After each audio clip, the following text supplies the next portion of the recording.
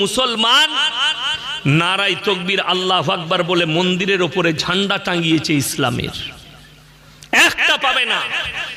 আরে নজির লাও, বাংলাদেশে মাদ্রাসা তালবিল ইলমরা মন্দির পাহারা দিয়েছে, জোরে বলুন সুবহানাল্লাহ, যাতে এদের কোনো ক্ষতি না হয়।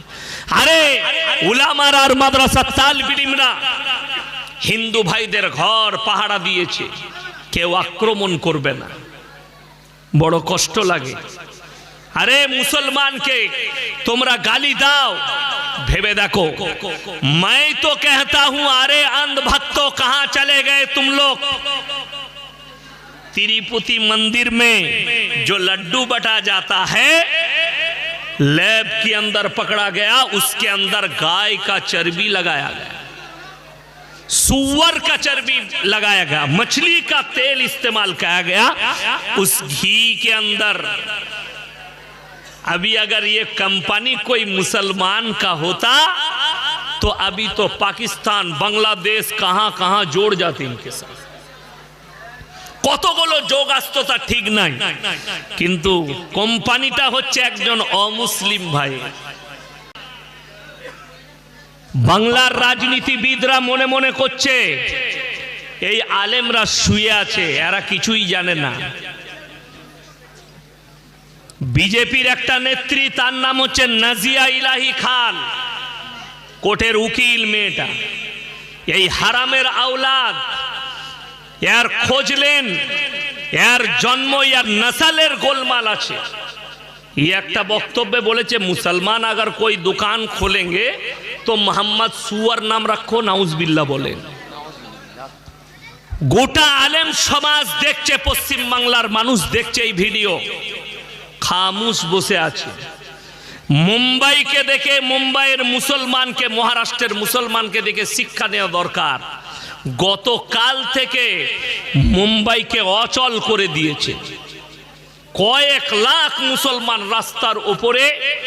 একজন বিজেপির সাংসদ মুম্বাইয়ে আর একজন সাধু আল্লাহর রসুলের বিরুদ্ধে গুস্তাখি করেছে, এরা রাস্তায় নেমেছে, তারা ক্ষমা চাইতে বাধ্য হয়েছে।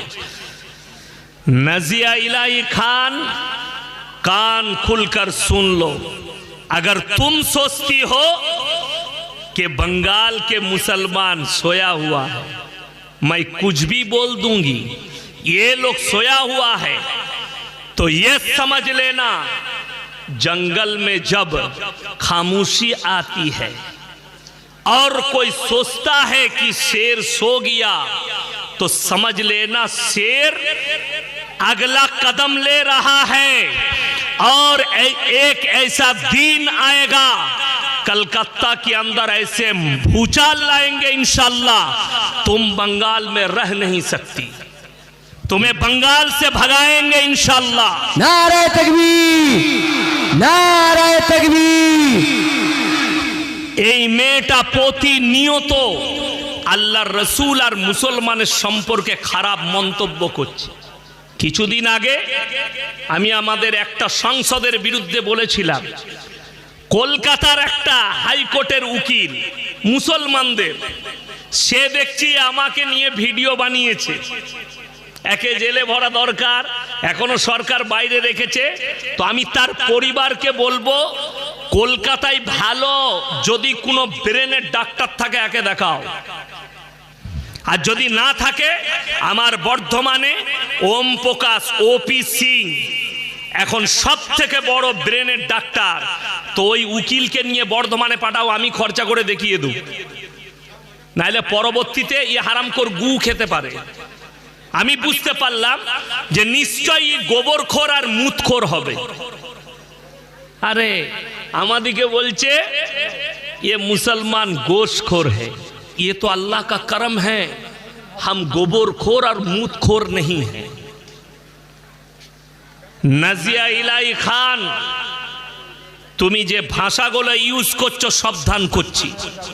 আর আমি রাজ্য সরকারকে বলবো, আপনারা মনে করেন না এই বিজেপি নেত্রী মাথায় তিলক লাগিয়ে মুসলমানের নাম নিয়েছে, নাম রেখেছে মুসলমান, আর ইসলামের বিরুদ্ধে আর রসুলের বিরুদ্ধে বলবে, আর মুসলমান চুপ করে বসে থাকবে। যেদিনে আমরা কলকাতায় নামবো, যেদিন এই মৌলবি শওকতের বেটা যেদিনে আওয়াজ তুলবে আর কলকাতায় দাঁড়াবো, সরকারকে পর্যন্ত কাঁপিয়ে দেবো, তাকে 2 ঘন্টার মধ্যে দেশ ছাড়া করবো ইনশাল্লাহ। কি করে ভাবতে পারে গুস্তাকে রসুল মোহাম্মদ সুর? अरे हरामेर औलाद, नजिया इलाही खान तुम हराम की औलाद हो। अगर हिम्मत है तो तुम मीडिया वालों को बोलो हमारे सामने बैठने के लिए, हम प्रूफ कर देंगे कि तू हराम की औलाद है। और ये नहीं प्रूफ कर पाया तो मैं हिंदुस्तान के अंदर तकरीर नहीं करूंगा इंशाअल्लाह। बड़ी दुख की बात है, बड़ो कष्टेर विषय, প্রতিনিয়ত খারাপ কথা বলছে ইসলামকে নিয়ে, মুসলমানকে নিয়ে। আপনারা দেখতে পান না ফেসবুকে, ইউটিউবে কিভাবে এই মেয়েটা কথা বলছে, আর মনে করছে যে এই মৌলবীরা কিছু করতে পারবে না, মুসলমান জেগে আছে। তুমি মনে রাখো, যেদিনে রাস্তায় নামবো তোমাকে এই বাংলায় থাকতে দেবো না, তোমার বিহারে বাড়ি, বিহারে পাঠাবো তোমাকে, বাংলার মাটিতে তোমাকে টিকতে দেবো না। বড় কষ্টের বিষয়, এইগুলো জেনে রেখে দিবেন। নাজিয়া ইলাহি খানকে বলবো, আরে হারামের আওলাদ, ইসলাম রসুল যদি খারাপ হতো, ইসলাম যদি এতই খারাপ, তাকিয়ে দেখ পৃথিবীর শ্রেষ্ঠ ব্রেক ড্যান্সার মাইকেল জ্যাকসন কি দেখে ইসলাম কবুল করলো, জোরে বলুন সুবহানাল্লাহ। পৃথিবীর শ্রেষ্ঠ বক্সিং ফাইটার মাহমুদ আলী আল্লাহ রসুলের আখলাক দেখে ইসলাম কবুল করেছে। মোহাম্মদ ইউসুফ ইউহানা, আজকে ইউসুফ ইউহানা থেকে মোহাম্মদ ইউসুফ হয়ে গেল, ক্রিকেটার ইসলাম কবুল করেছে। এদের আখলাক আর চরিত্রকে জিজ্ঞেস করো, এরা কি দেখে ইসলাম কবুল করেছে। আমি বলে যাচ্ছি, একটা মৌলবীর মুখ থেকে শুনিয়ে দেন কেউ রামের বিরুদ্ধে কোনো খারাপ কথা বলেছে? বলেছে আজ পর্যন্ত? বলেনি। একটা প্রুফ দেখাও, আর আমি মুসলমানকে নিষেধ করে যাব, কারো ধর্মকে গালি দিও না, এটা রাসূল সাল্লাল্লাহু আলাইহি সাল্লামের হাদিস। কারো দেবদেবীকে গালি দিও না, কারো ধর্মকে গালি দিও না, সে তোমার আল্লাহকে গালি দিবে। আর এই হারামখোরের আওলাদরা 24 ঘন্টা ইসলামের বিরুদ্ধে গালি দিচ্ছে। তবে একটা কথা বলে দিই, যে জিনিসের চর্চা বেশি সেই জিনিসের দাম বেশি, জোরে বলুন সুবহানাল্লাহ। পৃথিবীতে এখন সব থেকে বেশি চর্চা কার? কার? দাড়ি, টুপি, ইসলাম, হাদিস, কোরআন, মাদ্রাসা, মসজিদের। আসামের মুখ্যমন্ত্রী হিমন্ত বিশ্ব শর্মাজি একটা ভিডিও স্কিপ দেখলাম, তিনি বলছেন ইসলাম খতম হো জানি চাইয়ে, इस्लाम करुणा की तरह खत्म हो जानी चाहिए। अरे मेरे दोस्त, तुम एक मिनिस्टर हो, तुम्हें सोच समझकर बात कहनी चाहिए। तुम तो बड़ी दूर की बात, तुम जरा इतिहास उठाकर देख लो, फिरौन आया था मूसा को मिटाने, खुद मिट गया। जरा उठाकर देख लो, नमरूद आया था इब्राहिम को जलाने, खुद खत्म हो गया। अल्लाह की कसम, अल्लाह रसूल अल्लाहर हबीब सल्लल्लाहु अलैहि वसल्लम কাবা ঘরে কোরআন পড়ছেন। কোথায় বললাম? কাবা ঘরে। আজকে তো পৃথিবীতে 250 কোটি মুসলমান, তখন মুষ্টি কত, 20টা 30টা 40টা মুসলমান মক্কায়। আল্লাহর হাবিব কোরআন পড়ছেন কাবা ঘরে। বেঈমান কাফেররা বাইরে তবলিগ শুরু করেছে, কিসের? ওয়াকালাল্লাযীনা কাফারু লা তাসমাউ লিহাযাল কুরআন ওয়ালগাউ ফীহি লাআল্লাকুম তাগলিবুন। হে লোকেরা শোনো, নবী যে কোরআন আবৃত্তি করে সে কোরআন তোমরা শ্রবণ করো না, হাততালি মারবে আর কানেতে আঙ্গুল দাও। আল্লাহর কসম, তারপরও ইসলামকে রুখতে পারেনি, পৃথিবীতে ছড়িয়েছে, জোরে বলুন সুবহানাল্লাহ। আল্লাহ রাসূল সাল্লাল্লাহু আলাইহি সাল্লামের আখলাক আর চরিত্রের দ্বারা ছড়িয়েছে, আখলাক আর চরিত্রের দ্বারা। একটা মুসলমান নাজিয়া ইলাহি খানের মতো হারামের আওলাদকে বলছি, তুমি হিন্দুস্তানে একটা প্রমাণ দাও 100টা মানুষের মধ্যে 70টা বেনামাজি লোক পাওয়া যাবে আমাদের সমাজে। ঠিক বললাম না ভুল বললাম? 5 ওয়াক্তের নামাজ পড়া ফরজ না ফরজ নয়? ফরজ।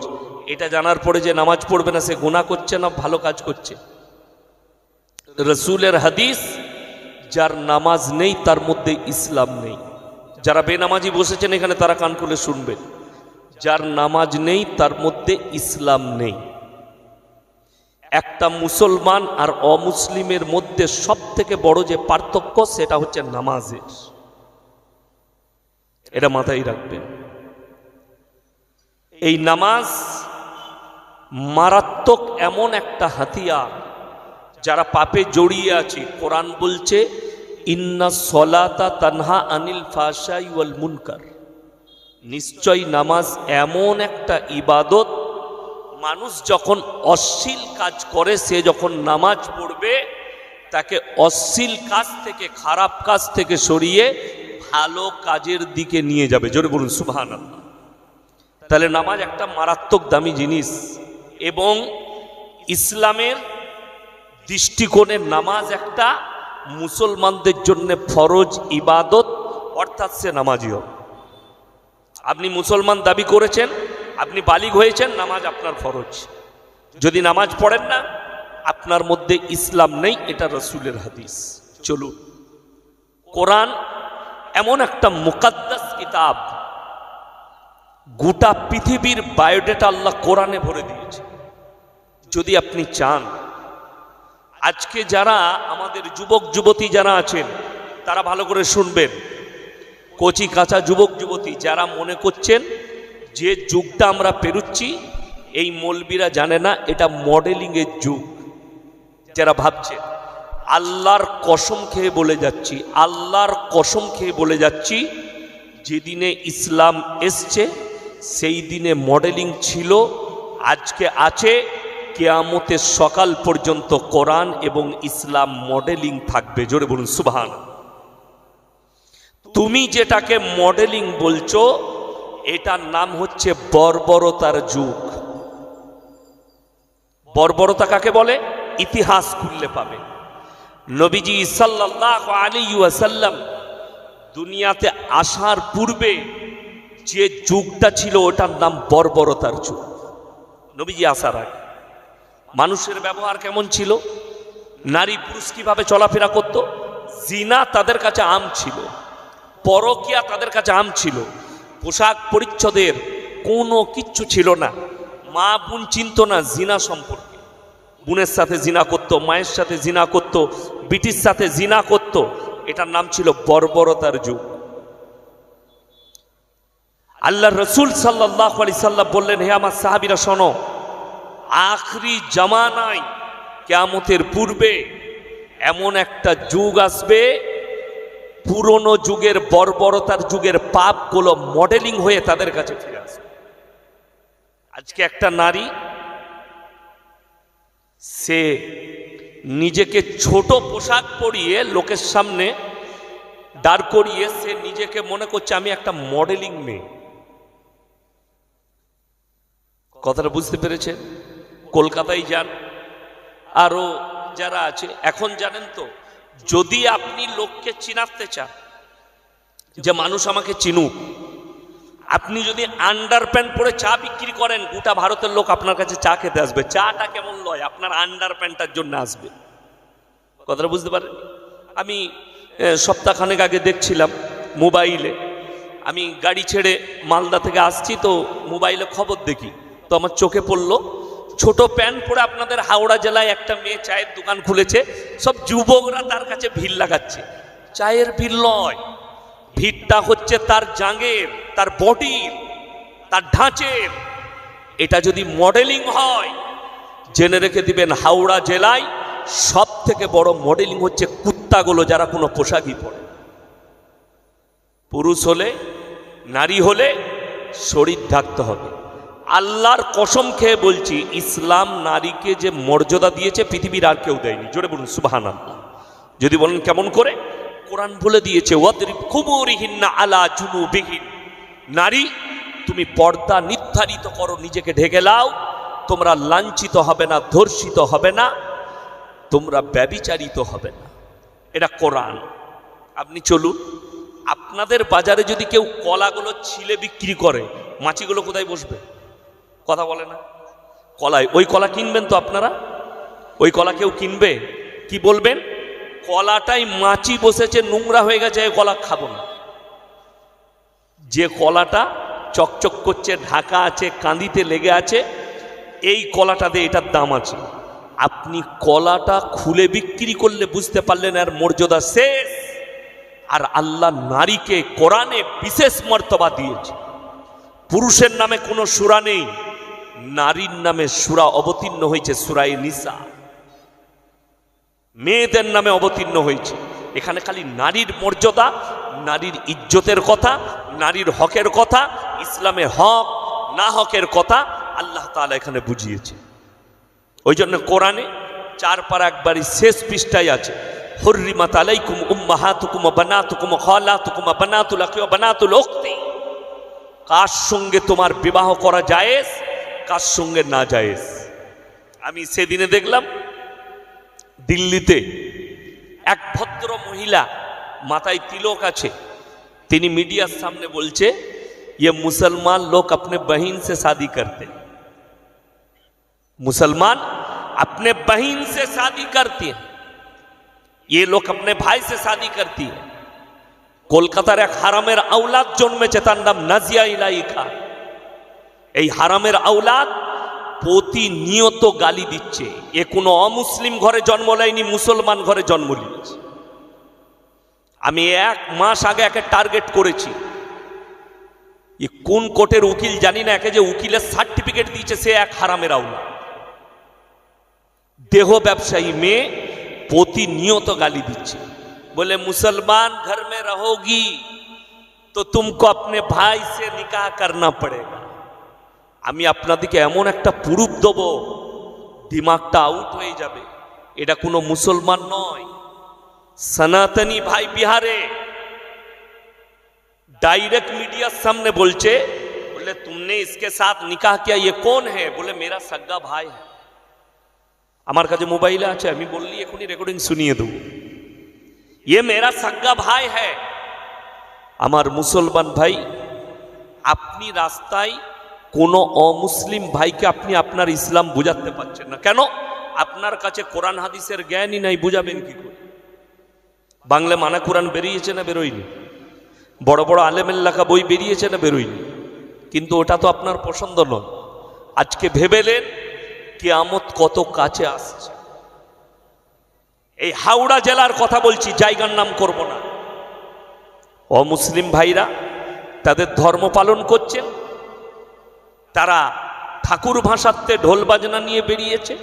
আপনি থানায় গিয়ে মুসলমান অভিযোগ করছে আমার নামাজের ডিস্টার্ব হচ্ছে, আমাদের পাড়ার সামনে দিয়ে ঠাকুর ভাসাতে যাচ্ছে ডিজে বাজি, আমার নামাজের ক্ষতি হচ্ছে। কত দুঃখ লাগে যে একটা অমুসলিম ভাইটা, সেকুলার দেশ, সবাই নিজের নিজের ধর্ম পালন করবে, তোমার মসজিদের সামনে দিয়ে রাস্তা দিয়ে ডিজে বাজিয়ে ঠাকুর ভাসাতে গেছে, তোমার ক্ষতি হয়েছে ইমানের, তোমার নামাজের। অথচ হাওড়া জেলায় দেখিয়ে দেবো, ঈদের দিনে পাড়ায় পাড়ায় হারামখোরগুলো ডিজে বক্স বাজাচ্ছে, তখন তোর নামাজের ক্ষতি হয় না।